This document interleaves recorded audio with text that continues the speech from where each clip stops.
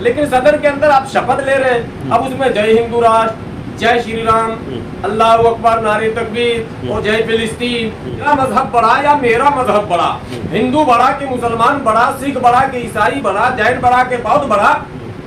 तो ये जो बहस है इस मुल्क के गरीबों के लिए, कमजोरों के लिए नुकसानदेह है, और इसमें सिर्फ ओवैसी साहब नहीं शामिल है, मुल्क का बड़ा तबका इसकी तरफ तेजी से बढ़ रहा।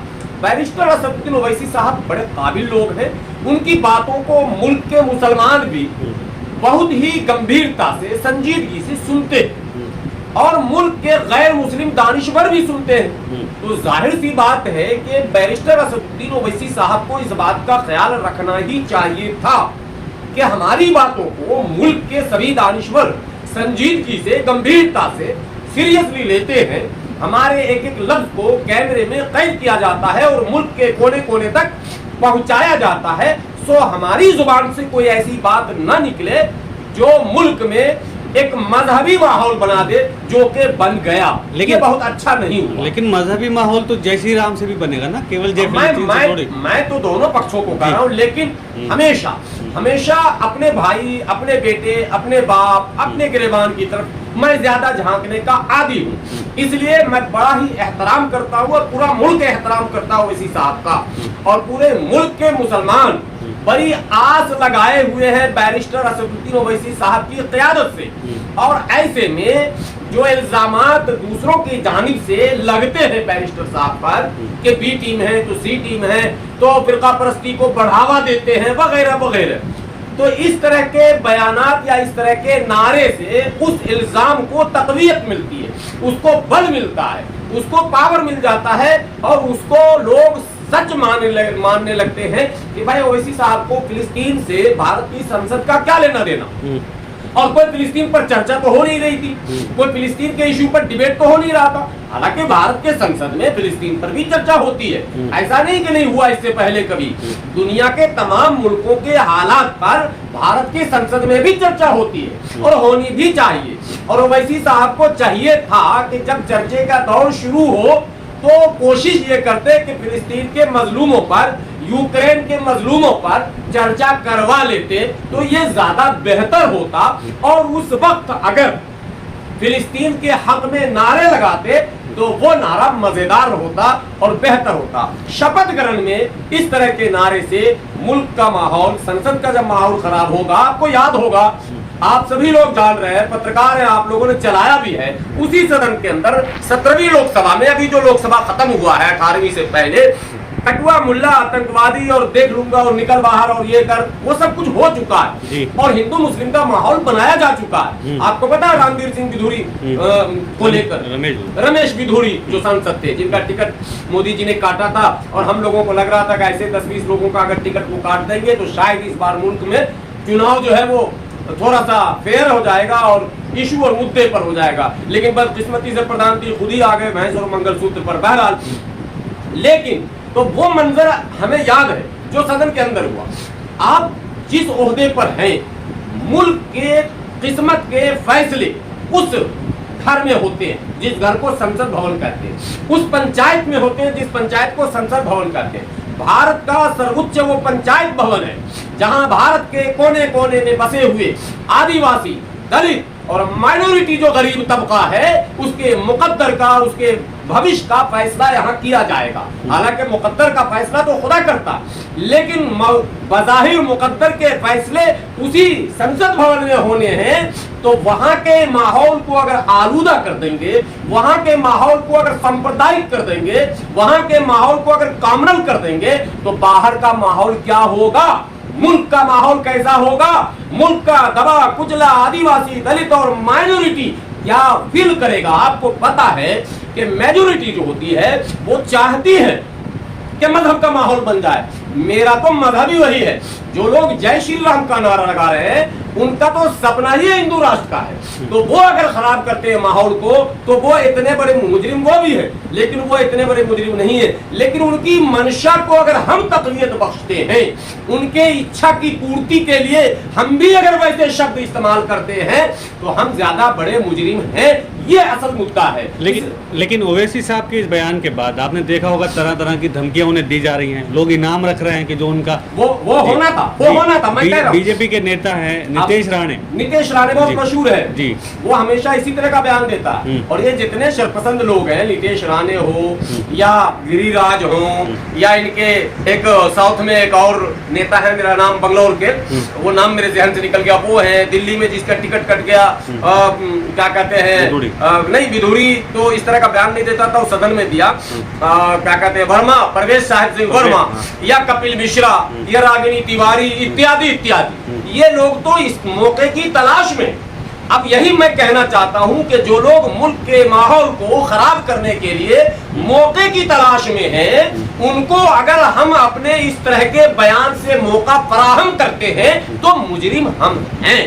हमें चाहिए कि लाख वो ताक लगाए बैठा है कि कोई मौका मिले कि हम हिंदू मुस्लिम कर दें। अब वो ओवैसी साहब पर इनाम का ऐलान कर रहा, तो जाहिर सी बात है कि ओवैसी साहब के चाहने वाले काउंटर करेंगे, तो सोशल मीडिया पर एक माहौल पूरा खराब होगा। और जब सोशल मीडिया पर माहौल खराब होगा तो फिर धरातल पर भी उसका असर आएगा, बाजार में भी उसका असर आएगा, ट्रेन में हम सफर करते हैं उस पर भी उसका असर आएगा, और देर सवेर कहीं न कहीं मॉब लिंचिंग, कहीं न कहीं झगड़े, कहीं न कहीं फसाद, कहीं न कहीं हमला, ये मामला बनता है। इसलिए मैं कह रहा हूं अपने उन रहनुमाओं से जो सियासी रहनुमा है, इसमें ओवैसी साहब भी शामिल है, मैं तो उनका मैंने बहुत उनका कदर करता हूं और मुल्क के सभी दानिश्वर कदर करते हैं, लेकिन पता नहीं क्या जहन में उनके बात अचानक आई, उन्होंने इस तरह की बात कही। इस मतलब ये बिल्कुल बेमौका बात थी, इसका कोई मौका ही नहीं था, बेमौका बेमहल आपने ये बयान दे दिया। जय फिलिस्तीन का नारा कहीं से भी उस समय संसद में उचित नहीं था और नहीं लगाना चाहिए।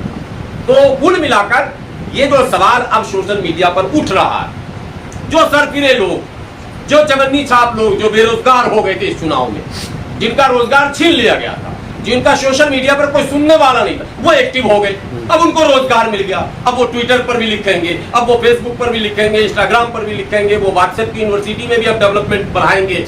तो अब ये उनकी सक्रियता से कहीं ना कहीं माहौल खराब होगा, क्योंकि हमारे भी जो नौजवान हैं वो ऐसा नहीं है कि बर्दाश्त कर लेते हैं, वो भी सोशल मीडिया पर नहले पे दहला ठोकते हैं, वो भी माशाल्लाह खूब अच्छा लिख लेते हैं। लेकिन मौलाना नीतीश राणे जैसे लोगों पर शिकंजा कसा नहीं जाएगा, इस तरीके का जो चैलेंज करना, इनाम रखना, जबान काट के देगा। तो देखिए इस मुल्क में इससे पहले जब अभी मौर्य जी ने रामचरितमानस पर आवाज उठाई थी, तो आपने देखा होगा अयोध्या के एक संत राजूदास ने इनाम रख दिया था।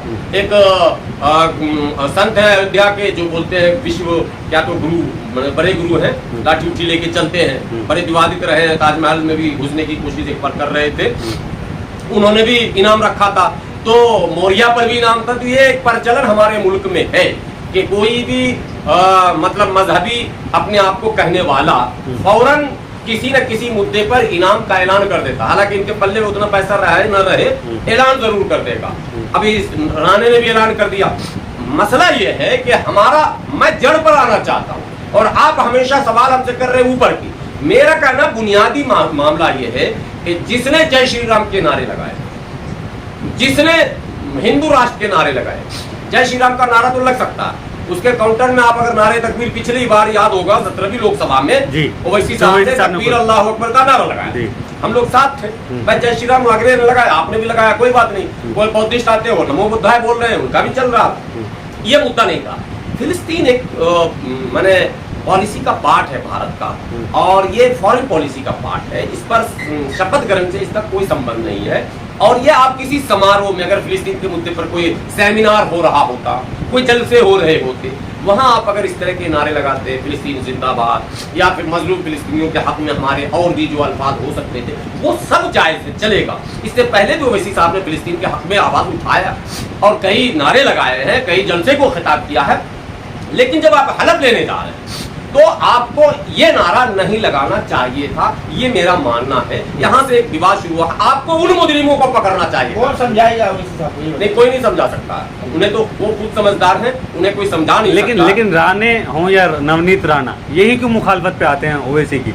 कोई जब इलेक्शन था, जब वो जाके कह रही थी 15 सेकंड का टाइम दे दो, अब ये नीतीश राणा है, ये कोई दूसरी धमकी दे रहे हैं, तो इसे कैसे देखते हैं आप? राणे क्यों मुखालफत कर रहे देखिए, हैं? जो समाज में कहीं ना कहीं किनारे हो जाते हैं, एक माहौल बना है मुल्क में पिछले कई सालों से, मुस्लिम मुखालिफ बयान देकर हिंदुओं के नेता बन जाइए, हिंदू मुखालिफ बयान देकर बौद्धिस्टों के नेता बन जाइए, फला मुखालिफ बयान देकर मुस्लिमों के नेता बन जाइए। अवैसी साहब तो मुसलमानों के भी नेता नहीं है। नहीं है तो मुसलमानों के ही नेता घूम घाम कर, ये भी तो बात है, वो किसी और के नेता नहीं। अकेला जीत के जाए संसद में। वो तो अकेला, भाजपा भी किसी जमाने में जीत के जाती थी, दावा करती थी कि हम हिंदुओं के हैं, जनसंघ बाद में 3 जीत कर गई, तब भी दावा उनका था कि हम हिंदुओं के हैं। तो ये दावे होते हैं, ओवैसी साहब के भी दावे हैं, और दावा नहीं, हकीकत भी यही है कि हिंदुस्तान के किसी कोने में आप जाए, इंडियन यूनियन मुस्लिम लीग के कई सांसद हैं, इंडियन नेशनल लीग के भी हैं, और दूसरी पार्टियों के भी हैं, कश्मीर से भी कई जीत कर आए। लेकिन आप अगर किसी अननोन पर्सन से भी पूछेंगे कि मुसलमानों का नेता कौन, तो लोग बेसाख्ता बोल देगा ओवैसी। वजह कि मीडिया में जो है यह छाए रहते हैं। अभी ये बयान देकर भी एक तरह से समझिए कि फिर हफ्तों बहस का एक मुद्दा इनको मिला है, जिसमें ये सफाई देंगे, दे भी रहे हैं। अभी एएनआई पर कल आ भी रहा था इनका, और कानूनी कार्रवाई की भी बात हो रही थी, लेकिन बहर कानूनी जुर्म नहीं है ये, लेकिन ये समाजी जुर्म है। समाज में घृणा, द्वेष, नफरत के लिए कोई जगह नहीं होनी चाहिए, प्यार मोहब्बत की बात करनी चाहिए। बहैसियत मुसलमान और बहैसियत भारतीय मेरी जिम्मेदारी है, मेरा कर्तव्य है कि हम प्यार को आम करें, हम भाईचारा को बढ़ाएं, हम हाथ बढ़ाएं लोगों के आगे प्यार का। मुझे पता है कि वो नफरत फैलाएंगे, लेकिन हम उस नफरत का जवाब प्यार से देने की। जय भीम जय भीम का भी तो नारा लगाया हुआ है, वहां तक ठीक था, वो उनका पॉलिटिकल नारा था, वो बहुत दिनों से लगा रहे हैं। दलित मुस्लिम यूनिटी पर हम उनके साथ खड़े हैं, चट्टानी ताकत के साथ खड़े हैं, हम लोग दलित मुस्लिम यूनिटी पर काम कर रहे हैं। और अगर कोई व्यक्ति जय भीम का नारा लगाता है, हमारे दिल को बड़ी खुशी मिलती है। दलित मुस्लिम यूनिटी से हम अभी जो रिजल्ट आया 2024 का, ये दलित मुस्लिम यूनिटी